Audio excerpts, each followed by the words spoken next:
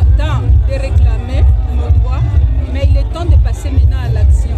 Nous avons essayé d'examiner depuis que nous sommes là, une année que nous venons de fêter, ou la deuxième année que nous venons de fêter, le 8 mars depuis la libération de la ville de Goma. Nous sommes en train de constater quand même qu'il y a une progression. Les femmes sont en train de comprendre les histoires. Aujourd'hui, on vous a présenté devant nous les femmes qui sont dans l'armée. Ça montre que les femmes commencent à enlever de la tête qu'il y a des métiers réservés aux hommes et des métiers réservés aux femmes.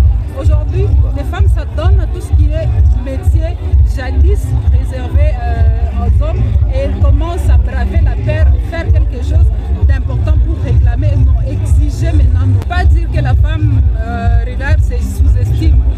Parce que comparativement même aux femmes qui sont dans la ville, les femmes qui sont dans ces milieux-là travaillent comme il faut. Dès que vous arrivez le matin, vous allez les trouver en train de balayer, de faire tout ce qui est comme travaux de maison. Après ça, ils vont aller au champ. Comment est-ce qu'on peut appeler qu'elles se sous-estiment? Seulement, ils ne savent pas ce qu'elles sont en train de faire, que ce sont elles qui sont en train de contribuer à la population. Pour moi, je ne dirais pas qu'elles ne savent pas ou qu'elles minimisent ce qu'elles font. Elles font de grandes choses et moi, je les encourage. Ce sont des femmes braves, ces femmes. Quel message que vous lancez aux femmes qui sont tuées à Minembwe, à Nituri, mais aussi dans le Massissi avec les drones? Moi, tout ce que je veux dire à ces femmes là-bas, c'est les encourager. Nous connaissons ce que le régime de Félix Tshisekedi est en train de faire contre ces femmes là-bas. Il est en train de les massacrer volontairement. Et nous n'allons pas nous taire. Ces femmes là-bas doivent comprendre qu'aujourd'hui, dans la ville de Goma, il y a les femmes qui se lèvent pour les défendre. Il y a les femmes qui sont en train de se battre, qui sont en train d'entrer, d'adhérer dans l'armée pour venir les délivrer. Qu'elles sachent, qu'elles puissent avoir l'espoir, tôt ou tard, nous allons les libérer entre les mains de ces tyrans de Tshisekedi. Madame Fanny, avec la présentation de ces femmes militaires, quel message vous lancez aux jeunes femmes? Pardon, je ne comprends pas. Avec la présentation des femmes militaires et policières de l'AFC, quel message vous lancez aux autres femmes pour intégrer l'armée? Comme je venais de le dire, le message que nous pouvons lancer aux femmes, il n'y a pas les métiers d'hommes et les métiers de femmes.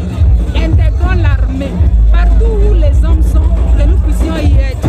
Il n'y a pas les métiers d'hommes, il n'y a pas les métiers de femmes, comme je venais de le dire. Nous devons travailler fortement pour comprendre et pour imposer nos droits.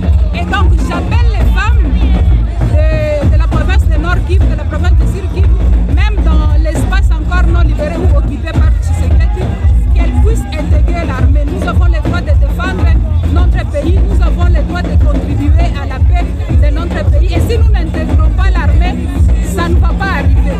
Nous sensibilisons les femmes à intégrer l'armée pour nous protéger et pour combattre tout ce qui se passe dans notre pays. Merci beaucoup.